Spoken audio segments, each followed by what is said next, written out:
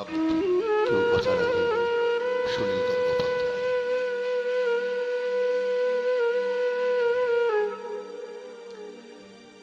কেউ কথা রাখেনি, ৩৩ বছর কাটলো, কেউ কথা রাখেনি।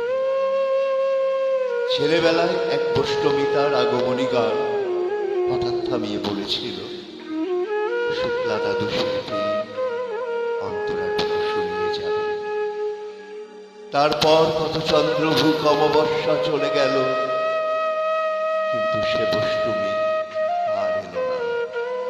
25 বছর প্রতীক্ষায় আছে। মামা বাড়ির মাঝি নাদের আলী বলেছিল, বড় হও দাদা ঠাকুর, তোমাকে আমি 3 প্রহরের বিল দেখাতে নিয়ে যাব। সেখানে পদ্ম ফুলের মাথায় সাপ আর ভ্রমর খেলা করে।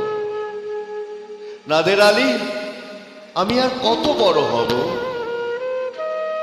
আমার মাথা এ ঘরের ছাদ ফুঁড়ে আকাশ স্পর্শ করলে তারপর তুমি আমায় 3 প্রহরের বিল দেখাবে। একটাও রয়্যাল গুলি কিনতে পারিনি কখনো। লাঠি লজেন্স দেখিয়ে দেখিয়ে চুষেছে লস্কর বাড়ির ছেলেরা। ভিখারির মতো চৌধুরীদের গেটে দাঁড়িয়ে দেখেছি ভিতরের রাস উৎসব। অবিরল রঙের ধারার মধ্যে সুবর্ণ কঙ্কন পরা ফর্সা রমণীরা কত রকম আমোদে হেসেছে। আমার দিকে তারা ফিরেও চায়নি। বাবা আমার কাজ ছুঁয়ে বলেছিলেন, দেখিস একদিন আমরাও। বাবা এখন অন্ধ, আমাদের দেখা হয়নি কিছুই। সেই রয়্যালগুলি, সেই লাঠি লজেন্স, সেই রাস উৎসব আমায় কেউ ফিরিয়ে দেবে না। বুকের মধ্যে সুগন্ধি রুমাল চেপে বরুণা বলেছিল, যেদিন আমায় সত্যিকারের ভালোবাসবে সেদিন আমার বুকেও এরকম আতরের গন্ধ হবে। ভালোবাসার জন্য আমি হাতের মুঠোয় প্রাণ নিয়েছি।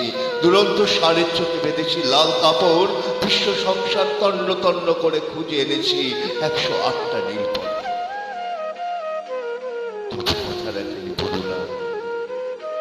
এখন তার বুকে শুধুই মাংসের গন্ধ। এখনো সে যে কোনো নারী। কেউ কথা রাখেনি, 33 বছর কাটলো, কেউ কথা রাখে না। নমস্কার।